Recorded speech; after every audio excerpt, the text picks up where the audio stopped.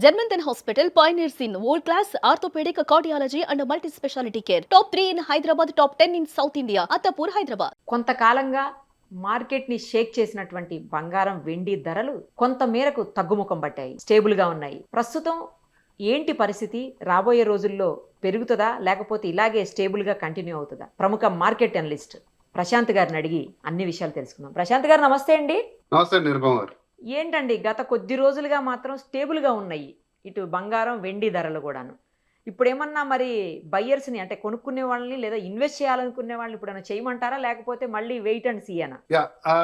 Correct అండి. ఇప్పుడు 2026 జనవరి 1 మనము బంగారం 1,40,000తో చూసుకుంటే ఈ రోజు 1,56,000, 58 ఐ థింక్ బిట్వీన్ ఈ రేంజ్ లో ఉంది నేను చెక్ చేసినప్పుడు. సో అందులో ఆ రోజు ఇన్వెస్ట్ చేసి ఇక దీని రోజు చెక్ చేసుకోకుండా ఒక సంవత్సరం పాటు వెయిట్ చేసే వాళ్ళందరూ కూడా సంతోషంగా పడుకోవచ్చు. సో అసలు చెక్ చేయాల్సిన అవసరం లేదు. సిల్వర్ కూడా దాదాపు 2,40,000తో స్టార్ట్ అయింది. ఈ రోజు 2,70,000 ఉంది. సో కాకపోతే ఈ 50 days అంటే ఈ first 50 days of the year gold and silver చాలా ఫ్లక్చుయేషన్ అయింది. అంటే మీరు చూసారు ఆల్మోస్ట్ ఎవ్రీ డే అనుకోని విధంగా పెరగడము తగ్గడము. సిల్వర్ అయితే ఏకంగా 4,25,000 వెళ్ళడం, బంగారు కూడా దాదాపు 1,70,000 వరకు వెళ్ళి 70-80 వరకు వెళ్ళి మళ్ళీ కిందికి రావడం అంతా జరిగింది. సో ఈ ఫ్లక్చుయేషన్స్ అన్ని కూడా మనం ఇంతకుముందు డిస్కస్ చేసాము. ప్రధానంగా ఏంటంటే 2025లో జరిగిన గోల్డ్ అండ్ సిల్వర్ ర్యాలీ చూసి స్టాక్ మార్కెట్ లో అంత ఆశించిన లాభాలు రాలేదు. 2025లో 24 వరకు స్టాక్ మార్కెట్ బాగుండేది. సో ఆ స్టాక్ మార్కెట్ లో ఉండే రీటైల్ అండ్ ఇన్స్టిట్యూషనల్ ఇన్వెస్టర్స్ అంటారు కదా, వీళ్ళందరూ కూడా ఒక్కసారిగా కమాడిటీ వైపు పడిపోయారు. సో కమాడిటీ పర్చేస్ తో పాటు డిజిటల్ గోల్డ్ కూడా ఈ మధ్య కూడా బాగా వచ్చేసింది. నేను దాని గురించి ఒక ప్రత్యేకంగా వీడియో చేస్తాను. ఇండియాలో డిజిటల్ గోల్డ్, డిజిటల్ సిల్వర్ దాదాపుగా 10-15% ట్రేడింగ్ జరుగుతుంది ఓవరాల్ గోల్డ్ సిల్వర్ లో. సో వీటన్నిటి రూపంలో 50 days లో విపరీతమైన ట్రేడింగ్ జరిగింది. అంటే ఇన్వెస్ట్మెంట్ ఏదైతే జరుగుతుందో బంగారు సిల్వర్ లో దాని ప్లేస్ లో ఇన్వెస్ట్మెంట్ ప్లేస్ లో ట్రేడింగ్ జరిగింది. ఈ రోజు కొనడం రేపు అమ్మడం. సో స్టాక్ మార్కెట్ ఏ స్థాయిలో ఒడిదుడుకులు ఉంటుందో గోల్డ్ సిల్వర్ కూడా అంతకు రెట్టింపు ఒడిదుడుకులు మనం చూసాం 50 days లో. కాకపోతే మరి అంతర్జాతీయంగా పరిస్థితులు కొంచెం చక్కదిద్దుకొని భారత్ అమెరికా సంబంధాలు మెరుగుపడ్డము, అంతర్జాతీయంగా సమస్యలు కూడా అంటే అవి ఏవి సాల్వ్ కాలేదు, పెద్దగా అదే నివురుగప్పిన నిప్పులాగా అలా ఉండిపోవడం వల్ల ముదుపరులు అందరూ కూడా మళ్ళీ స్టాక్ మార్కెట్ వచ్చారు. స్టాక్ మార్కెట్ మీరు చూస్తే నిఫ్టీ, సెన్సెక్స్ కలకల్లాడుతున్నాయి. సో పాయింట్స్ ఎవ్రీడే అప్ లో ఉంది. సో మరి ఆ స్టాక్ మార్కెట్ మళ్ళీ ఎప్పుడు క్రాష్ అవుతుందో, వాళ్ళందరూ కూడా కమోడిటీ మార్కెట్ ఎప్పుడు వస్తుందో మనం అని కూడా ఊహించలేము. ఎందుకంటే బంగారు సిల్వర్ పెరగడానికి కారణాలు, తగ్గడానికి కారణాలు మనం అనేక సార్లు డిస్కస్ చేసాం. అంతర్జాతీయ పరిస్థితులు, డాలర్ ప్రభావం కానీ ఈ 50 days లో ఏదైతే చూసామో అది చాలా విభిన్నమైన కారణాలు. అంటే ఒక 70 ఏళ్ల చరిత్ర ఉన్న బంగారు సిల్వర్ పెరగడానికి కారణాలకి ఇప్పుడు పెరుగుతున్న కారణాలకి చాలా తేడా ఉంది.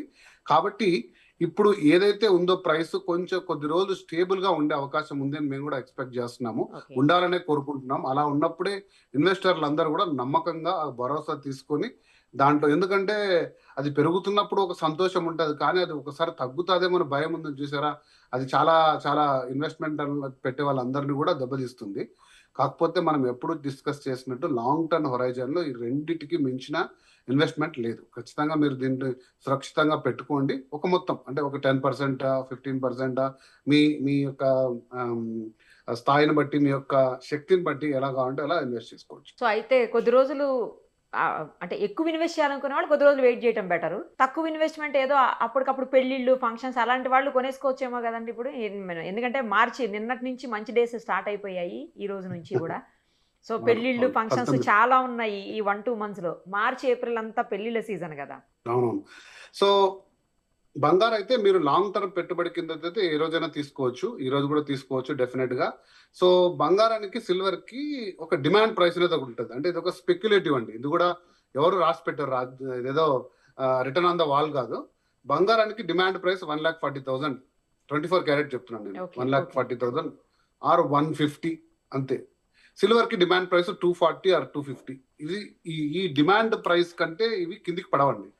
ఎందుకంటే ఈ డిమాండ్ ప్రైసెస్ లో గిన మార్కెట్ పొరపాటున మార్కెట్స్ క్రాష్ అయ్యో పలు కారణాల రీత్యా డిమాండ్ ప్రైస్ కి గిన మనం వచ్చినాం అనుకోండి, ఓకే డిమాండ్ ప్రైస్ కి వచ్చిన తర్వాత ఆటోమేటికల్ గా మళ్ళీ అందరు వచ్చేస్తారు. ఆ ప్రైస్ లో ఉంటే ప్రాఫిట్ బుకింగ్ కోసం చాలా మంది వచ్చేసి విరివిగా కొనేస్తారు, ప్రైసెస్ పెరుగుతాయి. సో మీరు ఒకవేళ ఇన్వెస్ట్మెంట్ చేసే ఆలోచనలో ఉంటే ఈ ప్రైస్ రేంజెస్ మీరు కొంచెం గుర్తుపెట్టుకోండి.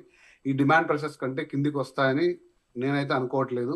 సో చాలా మంది నాకు కాల్ చేసి 1,00,000 కిందికి ఎప్పుడు వస్తుంది బంగారం చెప్పండి, 1,00,000 కిందికి వస్తే అవును, కొందాం 1,00,000 కిందికి అనుకుంటున్నాను లేదా వస్తుంది అని కూడా అంటున్నారు. 70,000, 80,000, 90,000 వచ్చేస్తుంది అని అనే అంచనాలు అయితే అసలు లేవండి. అలాంటి అంచనాలు లేవు. తప్పు. ఓకే బంగారం అంత ఫాస్ట్ మొత్తంలో ఫ్లక్చువేట్ కాదు. బంగారం ఎప్పుడు కూడా ఫాస్ట్ గా ఒకవేళ ఉంటే పెరగచ్చు. ఎందుకంటే బంగారాన్ని అందరూ కూడా ఏమంటారు దాన్ని నిల్వ పెట్టుకుంటారు. అది రోజువారీ ట్రేడ్ చేసే ఐటమ్ కాదు, టన్నులతో కొద్ది నిల్వ ఉంటుంది. సో అందులో ప్లస్ ఈజీగా మైండ్ చేసే ఐటమ్ కాదు కాబట్టి అంత ఈజీగా ట్రేడ్ అయ్యే కమాడిటీ కాదు. ప్లస్ 200 దేశాల్లో అన్ని దేశాల్లో చాలా విలువైన సంపదగా ఉన్నది. ఇది అన్ని కరెన్సీలకు సమానంగా నిలబడుతుంది కాబట్టి దీని మార్కెట్ చాలా పెద్దది. సో అంత ఈజీగా ఫ్లక్చువేట్ కాదు. అదే సిల్వర్ అంటారా, మనం చెప్పాం సిల్వర్ మార్కెట్ చిన్నది, కంపారిటివ్లీ ఎవరు స్టోర్ చేసుకోరు. ఇండస్ట్రియల్ యూసేజ్, చిన్న చిన్న ఆర్నమెంట్స్ లేదా తక్కువ స్థాయి ఇన్వెస్ట్మెంట్ లో చేస్తారు. దాని ప్రొడక్షన్ కూడా చాలా తగ్గింది, డిమాండ్ పెరిగింది. యాక్చువల్ గా అయితే ఆ కారణాల రీత్యా బంగారు ఎప్పుడో సిల్వర్ ఎప్పుడో 3.5 లక్షకి వెళ్ళి ఉండాలి. కాకపోతే కొన్ని అనుకోని కారణాల రీత్యా నేను చెప్తాను, ఈ spot and digital gold silver లో చెప్పినప్పుడు చెప్తాను. సో ప్రతి ఒక్కరు కూడా అంతో తీసేసి పెట్టుకొని దాని ప్రైసెస్ ని ఇన్ఫ్లేట్ చేయడము తగ్గడం లాంటివి జరిగి సో అలా ఉంది. కానీ బట్ సిల్వర్ కి అయితే లాంగ్ టర్మ్ లో చాలా మంచి డిమాండ్ ప్రైస్ వచ్చేది ఉంది. ఏదైనా కూడా 150 కంటే బంగారం అయితే తగ్గదు 10 గ్రాములు, అలాగే సిల్వర్ అది 250 కంటే తగ్గదు, అంతే. ఇదైతే ఓకే అంచనా అంతకంటే తక్కువ వెళ్ళినా కూడా చాలా ఫాస్ట్ గా ప్రైస్ కి వచ్చేస్తాయి. కట్టు బంగారం అంటుంటారు, లేకపోతే షీట్ గోల్డ్ అంటుంటారు.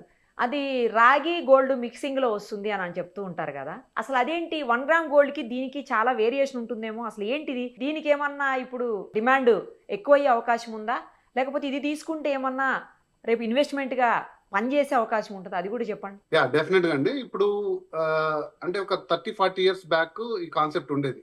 ప్రముఖంగా దీన్ని షీటెడ్ గోల్డ్ అంటారండి, కట్టు బంగారం, కరెక్ట్ చెప్పారు.